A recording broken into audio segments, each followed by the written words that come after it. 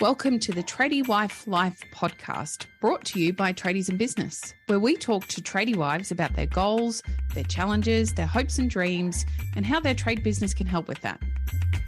Hello and welcome to another episode of Tradie Wife Life. I am joined today by the very lovely Clea Jones.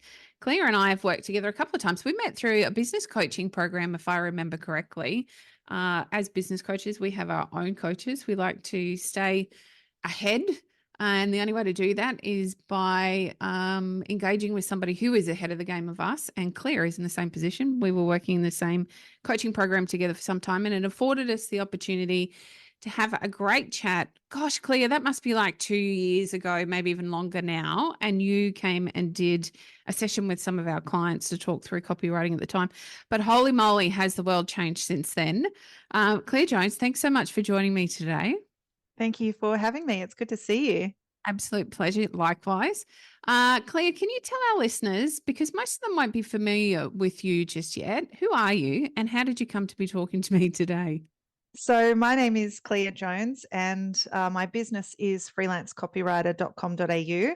I bought that domain name a few years ago and it's been fantastic for getting search results, but I've actually expanded past that now. So I tend to see myself as a content marketer because I now have writers on my team as well as myself, and I've got a graphic editor and video editor to help out so that we can provide a bit more of a well-rounded service to people. But that's me in a nutshell. My background, I started my career as a journalist and a radio producer. I just wanted to get my face on TV. That was my number one goal. But then I realized that you can work in TV and still be unhappy. Yeah. And so I progressed to have a job at Yahoo back when it was Yahoo 7, Yahoo Australia. Wow. And I learned digital production, and I ended up being the product manager for the 7 News website and helped build the app. So I kind of combined the editorial and the online skills. And then when my eldest was about 2, I started doing my own thing, which is about 10 years ago now. Okay, Clea, I had no idea of the rest of your background. I don't know how that has not come up in conversation because we have a lot in common. All I wanted when I was a little girl, probably right through till, I don't know, when I had my first child, which was very young, I just wanted to be famous. That was my goal in life, to be famous. And it has led every decision I've made since then. And lots of those decisions I've regretted because it hasn't turned out the way I thought it would. It's exactly like you say. We are led to believe that it's glitzy and glamorous to be on television. It is not. It's an incredible amount of hard work. And sure, it might afford the top 1% a beautiful lifestyle, but they are working very hard in between enjoying that lifestyle as well. So I love that we have a few commonalities there. Clea, I said to you before we press live today that I see a general shift in direction in the copywriting space where there is this, I think it's a misled impression that AI is going to save the world and fix everything for us and take away your job and lots of other copywriters' jobs or journalists' jobs even. And I'm going to call bullshit on it. I don't believe that it's true. But I wonder what's your opinion on AI and whether it is the beautiful white horse that's riding into the room ready to save us all. I often say to people, Nicole, that AI is the biggest load of crap since the emperor had no clothes. Perfect. And a lot of people agree with me. I will confess that at the start of last year, at the end of 2022, my business was doing really well. I'd come through COVID really well, had a fantastic client base, and I thought I'm going to start 2023 and the only way is up. And generally at the end of the summer holidays, the phone rings and I'm busy. Last year that didn't happen. And AI just completely pulled the rug from under my feet. And it was really personally devastating because I've always hung my hat on the fact that I'm a writer and all of a sudden a robot was doing it for me. So it took a lot last year to stop, realize that I had to rebuild, figure out what I was going to do. And I got excited actually in the start about ChatGPT. When I first saw it, I thought, well, this is going to make my life so easy. Yeah. And a client said they wanted an article, and I was really busy. And I went, ChatGPT, and I sent it over. And she rang me in 5 minutes, and she went, "What is this? This is terrible." Yeah. And that was my first lesson. You cannot cut corners in this life. No matter what you do, you can work smarter, not harder, but there's certain corners that can't be cut. And while ChatGPT, I use it to get off a blank page, to give me ideas to help me start an article. It gives the same information to everybody regardless. Yes. So you can start to see if something's come through from AI. A lot of the information is false. And I learned that when I was trying to help my 11-year-old with his homework. I said, let's just chat with GPT. I don't have time. And then I researched and I said to him, look, this isn't true. This is wrong. This is wrong. This is wrong. And he went, oh yeah, Mum, gosh, I think I'm going to actually have to try. And I said, yeah, absolutely. The other thing is, and I don't know if you've noticed this as well, if you receive a message or even if you see a comment on LinkedIn these days, that's really obviously AI generated. Yes. It is such a turnoff because it says to you, this person wants my attention, but they're not actually invested in my attention. So I actually think it can do a lot more damage to your brand than good if you're not using it in the right way. People want that personal connection more than ever. There is value. I even find in picking up the phone and speaking to people because they want authentic and personal. So unfortunately, AI, it is a shortcut. It's not the shortcut we all thought it was. And what I found in the end of last year is people who had kind of dumped me for AI rang me up and said, oh, actually, we want you back, partly because they realized it wasn't doing what they wanted, and partly because they realized even if AI is a tool that can be used for marketing and to grow your business, they need to focus on other things. They've got other projects. They want to be giving people their face-to-face time. So they're happy to let me run a machine if that's their preference, or they're happy for me to do it from scratch. So I've got the green shoots back again, and I've got my confidence back again, because there is still a massive place for copywriters and content marketers, people who put together the strategy in this world. Yeah, it's the one thing that it misses. In fact, it misses a whole bunch. And you're absolutely right when you're saying it's telling everybody else the exact same thing it's telling you. And so it's a very quick way to discredit yourself and take away your authenticity and just make yourself one of the crowd rather than exactly the opposite, which is what you're trying to do, stand out and offer some value. I do love, though, you referenced getting off a blank page. I do believe it's a tool that can be utilized to get us started, to give us inspiration. And I think that's the way we need to think about it, as a tool, as a first step, rather than the solution to all of our problems, which is what it's being waved around as. And I also don't think it's a big threat to any of us. I think even when I see AI is being utilized in a whole bunch of project management tools within the trade space, and it works incredibly well for doing some really basic tasks that can often get a tradesperson stuck. Like, for example, it's creating responses for tradespeople so they're able to effectively and quickly communicate, or it's assisting with proposal or quotes, which again is really quick and easy for them to be able to get moving so they can focus on some other higher value tasks. So I do see that it's got its place. However, I don't think AI is going to take over the world the way we were all led to believe. And you would have been in the room the first time our coach did a big presentation about AI. He was showing us stuff with it was the dubbing. It was the big thing about the dubbing. And so how it could take his voice and put it on another person, or take another person's face and put his voice. It was just absolutely mind blowing. And, I don't actually see a lot of that happening. If you just go to Netflix for 5 seconds, they still can't dub any of the television shows I see on there. I tried it with my own voice using Descript, which is one of the tools, but it sounded like I had been murdered and replaced with robot Clea. And you would never ever put that out. And there's been some stuff in the news lately that they're actually quite nervous about releasing the technology, just because it can really go in the wrong direction. Yeah. So yeah, no, I won't be putting robot Clea out there for the time being. All right. All right, Clea, let's talk about copywriting. What role does copywriting have in a trade business? That's a great question. At its core, copywriting, and I don't know if this is a bit sinister, but copywriting is psychological manipulation. It's leading a horse to water. It's getting people excited. It's my partner's in sales, and he says, explain the problem and the pain point and then press the bruise. So there's actually really clear formulas that you can follow. It's convincing people. It's working so that you don't have to convince people that that you're the right solution. And I always say to people, great copy does four things, no matter what the business is. So what does it do? It lets people know that you understand their problem. Mm-hmm. That's the first thing. It shows that you have the solution for their problem, whatever the problem is, whatever the solution is. People want to know that they're getting value for money, not necessarily cheap, it depends, but they want to know that they're going to get what they pay for. And nobody wants to buy from a dickhead. So copywriting is actually really important for doing that as well. You want to buy from people that you like, and your copy on your website and in your emails and in your brochures goes a really long way to establish that credibility and that trust and that personal connection, which is really important. Everybody wants to say that they have a plumber that they love or a builder that they love and who's a great mate of theirs. I think that's really big in the trade industry. So you need to start establishing that, and your copy can help.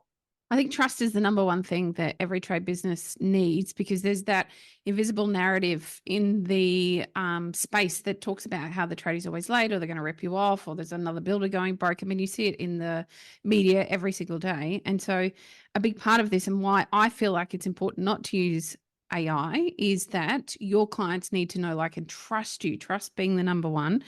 And they can't trust you if they can see straight through your copywriting. So it is really important that we get this right. Clea, where does copywriting actually sit in our business? Like, you've referenced, being able to communicate with our clients through copywriting, but there's lots of different places that good writing is essential for our clients to have the ability to know, like, and trust us. Can you take us through a bit of a rinse sheet of where copywriting actually shows up? It shows up everywhere. It's like a bad case of eczema, I guess, because there's nowhere that copywriting doesn't exist. It starts in those awareness points, maybe when you're posting on social media to get people's attention, or when you're doing mail drops. It starts with the copy on your website, the SEO that's going to attract people there in the first place and get them to keep scrolling. And then it just keeps going throughout the journey. You've got a lead magnet that people might want to download so they can find out a little bit more, or perhaps there's a magazine that you put out or some extra information. Then once they've accessed that, you've got your follow-up touch points. I've put together a checklist actually that goes through all this, because there is so much. When you turn up on the day, we had an air conditioning consultant come the other day. He had a really beautiful folder and brochure, really nicely done with graphics and copy. This is who we are. This is what we do. This is how it's going to work. We'll hold your hand. That was fantastic. And he got the job because he just was so fantastically polished and well presented. That was just the icing on the cake. And then step one, what are you going to do? How are you going to help people? So it's possible to create some information and some emails as the job, just before the job and as it proceeds. And then, of course, it's not done when you're done, because as we all know, word of mouth referrals are what you want. And a lot of people forget to ask for it. So it can be as simple as, thank you so much.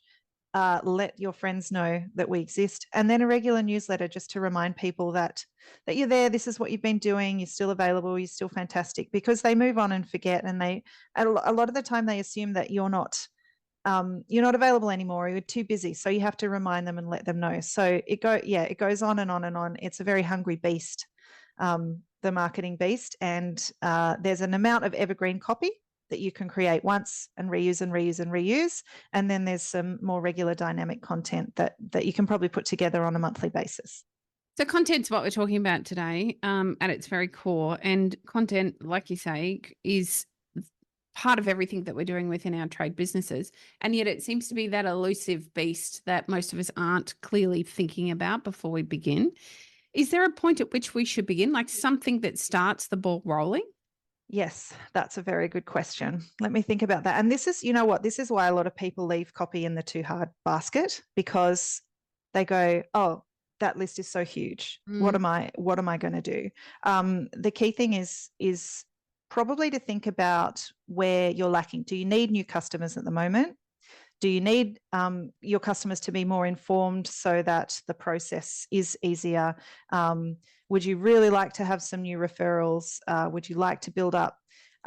Just write down all the things you need and then look at what's the priority and start there. So if it's really the kind of mid-customer journey when you're trying to do the work and you've realized that some information would help them, start with that.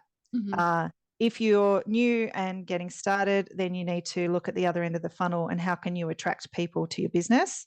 And something I want to say too is, while I love copy and words and writing, don't rule out the power of video and putting reels out there. That some little before and after shots can be a fantastic way to get that attention. It doesn't have to take forever. They don't have to be long videos. You don't have to appear on camera if you don't want to. But reels are really powerful as well. It's a great way to show your integrity, and it's a shortcut almost to showing your integrity. Lots of our clients reference, well, it's so boring. Let's take a plumber or an electrician, for example. So most of the work that they do, you don't see except for the fixture or the fitting. But what's really important to a client is to understand what's going on behind the wall sheets, because as a client, as a layman, I don't have a clue what's in behind there. And if you show me that your pipes or your wires are super tidy, you've cleaned up as you go, that's really demonstrating your integrity. And you can do that in 30 seconds. Like, that's so much more than a big script could follow through, or a great big blog post could demonstrate, because you're showing it in your image form. But it still needs to be backed up with some great copy, because not all of us consume that media and understand what we're digesting or can align with it. Many of us still need the written word then to follow through on that. So even captions for your reels, etc. Clea, do you recommend that they should be done in a professional way, or is there a set of guidelines in that area that could help all of us? The guidelines that I like to apply for reels is tell them what you're going to tell them, and then tell them what to do. So, hi, I'm Bob. I'm fixing this tap today. The owner said he hasn't been able to get it to stop leaking. Then, maybe a still of the tap and maybe a time-lapse video of it being fixed, and maybe a voiceover or some captions. This is what we did. Today I'm showing you this. This is what we did. The problem was this, the blah, blah, blah, and blah, blah, blah. And if you can have a look now, it's totally fixed. If you've got a leaky tap, give us a call. So don't forget the call to action. Yeah, really, really important call to action. CDAs are absent so often, unfortunately. And yet it's a missed opportunity. Clea, what does bad copywriting look like? So if we think about our listeners, typically they're the tradie wives or the tradie partners. They're having a go at the copywriting. They're doing their very best. But we don't often know. I shared with you actually on social media recently, I'm also a writer. I've been writing for years and years and years. Had a go at writing an essay for one of my kids quite a few years back now. Thought it was top floor and they were going to see through it in 2 seconds flat and I'd get an A+. And then my son would be called up to the principal's office for cheating on his assignment. And I think I got a B or a B+ or something. It was like the worst day of my life. But I guess my point is that was my role in our building business as well, was to be writing the copy for the business. But we don't necessarily know what mistakes are being made or what bad copy looks like. Can you give us a bit of an idea on what we could avoid or what we should be getting help with? The number one rule that I tell people is to have a look at your copy and make sure you don't start every sentence or every second sentence with the word we. We are amazing. We do this. We will this. We will that. Instead, the word is you. When you work with us, you will notice, or if you want, if you're experiencing, if you're feeling stressed about the cost of a reno project, put the reader in the center of the copy. Make sure you talk directly to them, and it starts to form that connection. This is what's referred to as the hero's journey. And once you're aware of it, it ruins every single movie that you ever watch. And a really good example is The Matrix with Keanu Reeves. If you're from that generation and you remember that film, Keanu's the hero. Keanu has a problem. Keanu's trying to solve the problem. Then he meets the Oracle, and the Oracle is the guide. The Oracle is you as the plumber or the builder or the carpenter, explaining, I'm here, I'm going to help you solve this problem. Then the hero goes away and saves the world, or goes back to his family and says the tap's fixed. The family doesn't say, hey, Bob is a hero. The family goes, you are the hero for fixing the tap. So it's always about putting the reader in the center, and using words to try and paint a picture of how they're feeling now and how they're going to feel in the future. I saw an interesting article last night about spelling mistakes in copy. Actually, it was a reel, if I call it for what it is.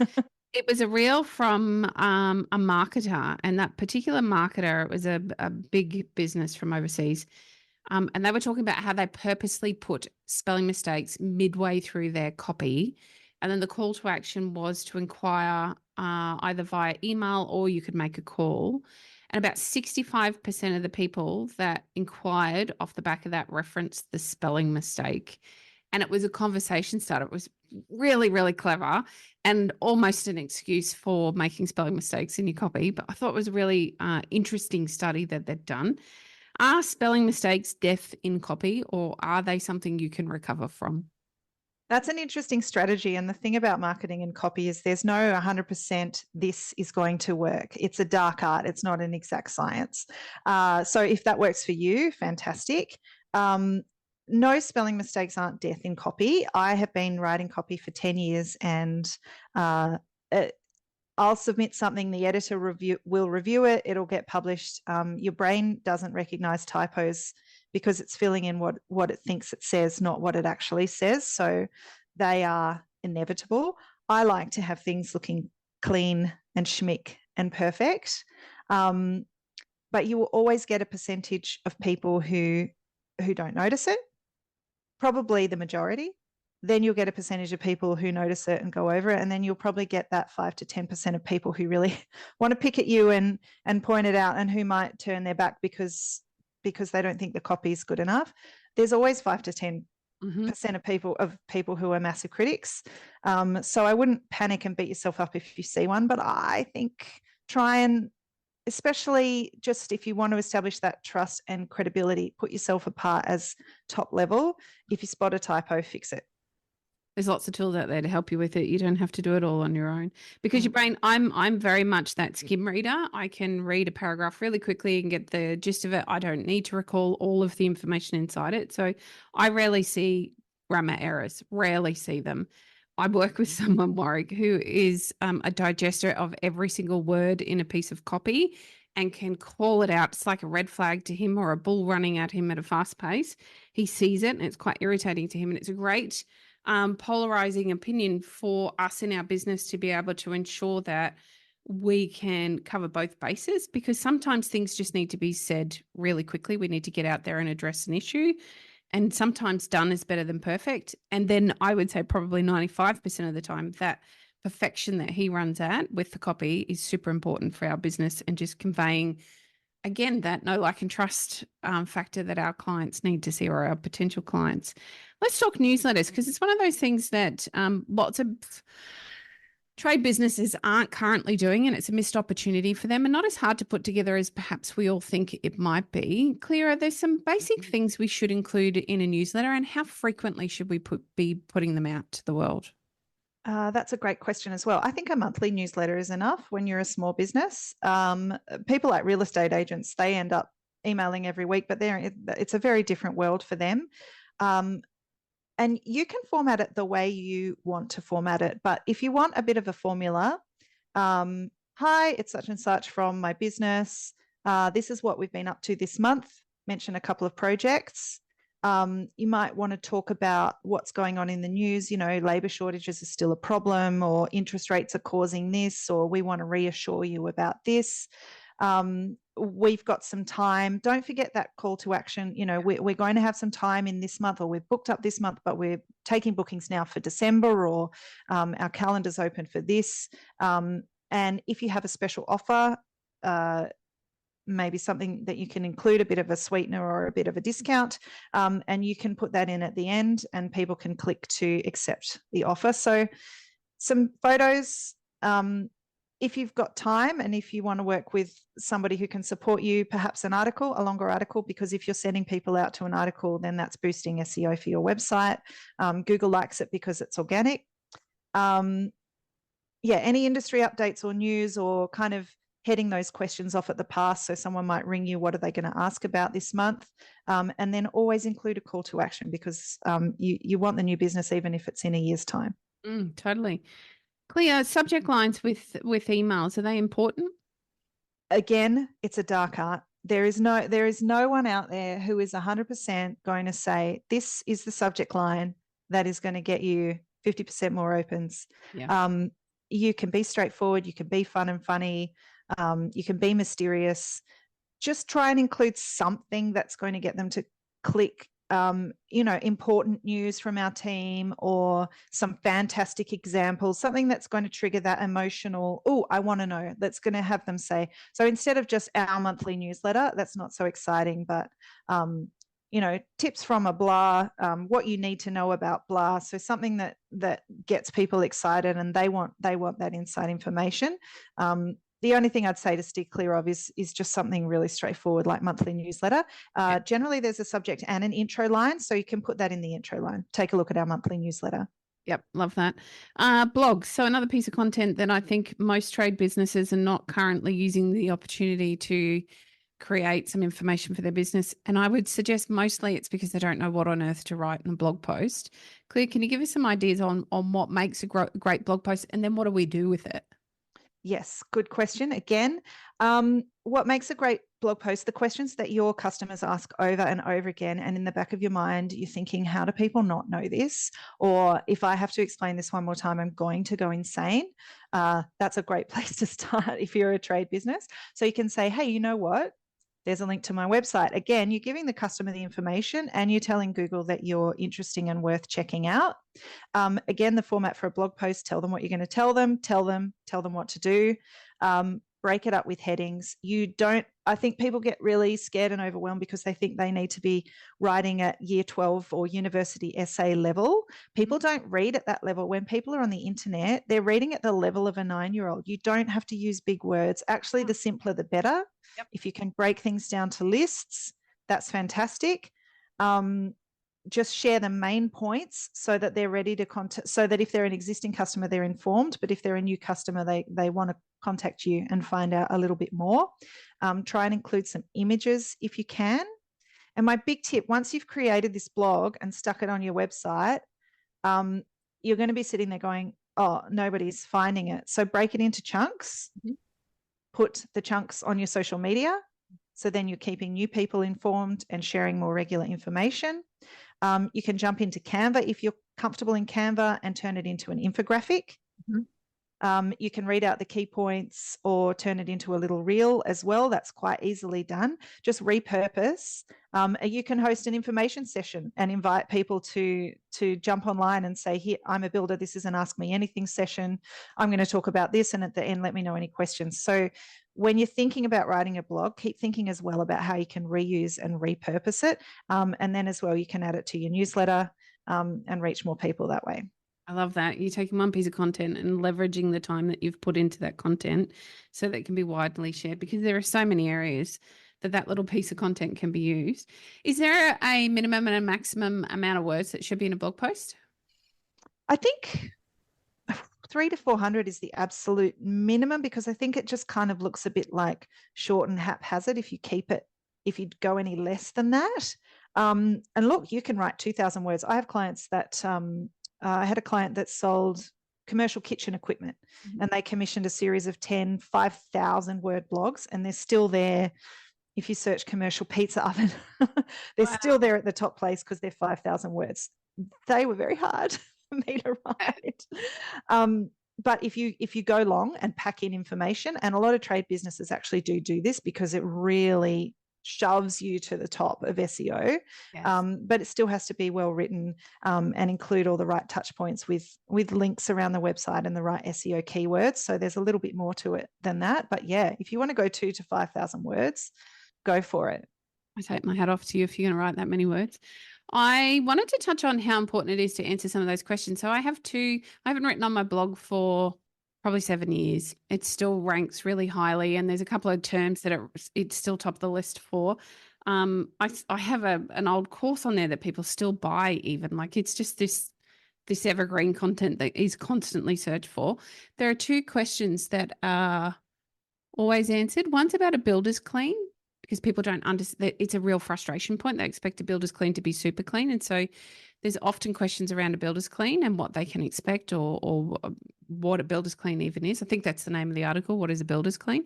And then the other one is about, here's the title. It's Tuesday, Where's My Builder? And it ranks so incredibly well, because it's just an article talking about the fact that your builder is not going to be on site every single day of the week. They're going to come and go.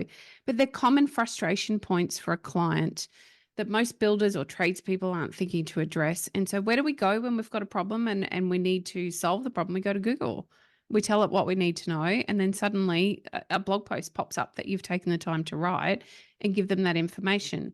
Now that helps with then that organic ranking so that your target clients can still see the blog post or your website when they're searching for you. But I just really wanted to give some credit to how important it is to be solving some of those everyday problems that your clients might have when dealing with you. Because let's face it, they're going to have some frustrations or problems as they deal with you. Let's get them out, talk about them, address them the best that we can right from the very beginning instead of leaving them until they're Googling and finding somebody else's solution rather than yours.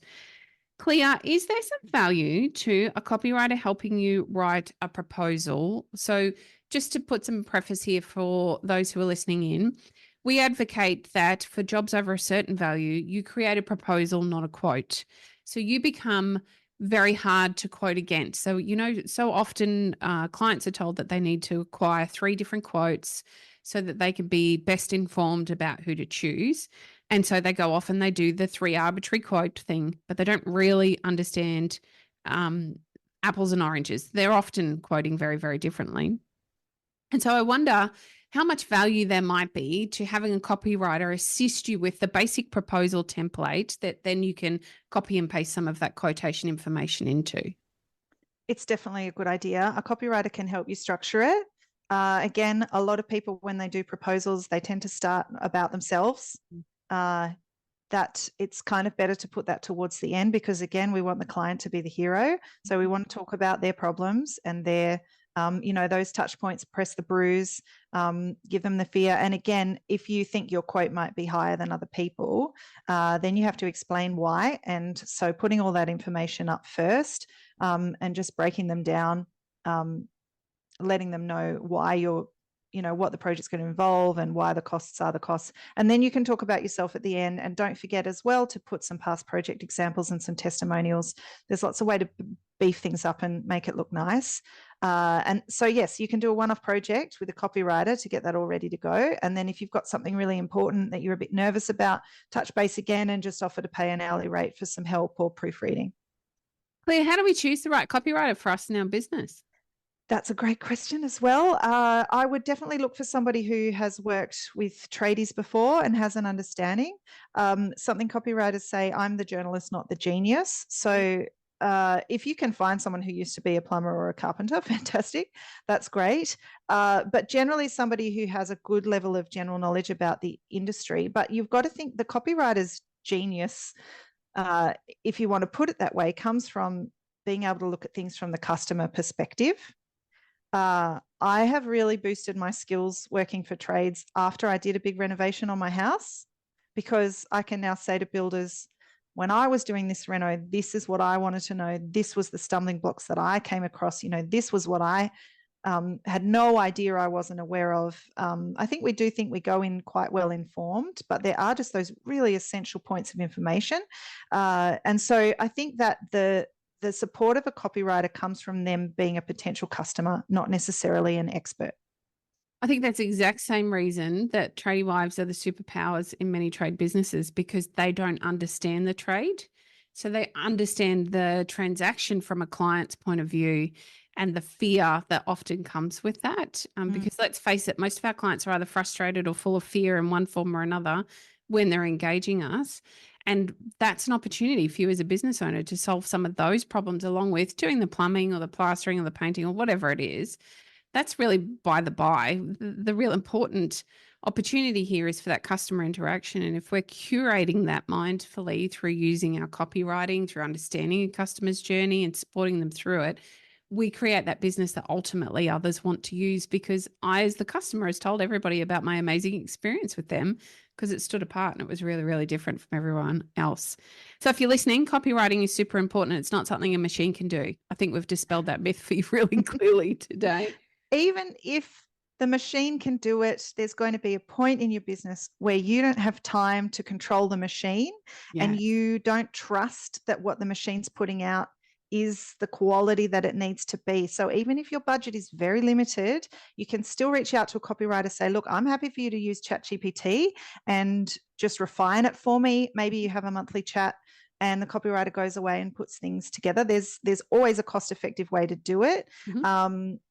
But yeah, give AI a go if you want to, but I hope that in using it, you get yourself to the point where you can focus on other things and outsource and get help in this area, which is the point of growing a business in the first place. That's right. Buying back your time as quickly as possible. Clea, as usual, it's a pleasure. I could talk about writing all day. It is one of my, marketing full stops, one of my very favorite subjects to talk about. If our listeners are listening in today and thinking, okay, I really need to speak to Clea, how do they go about finding you?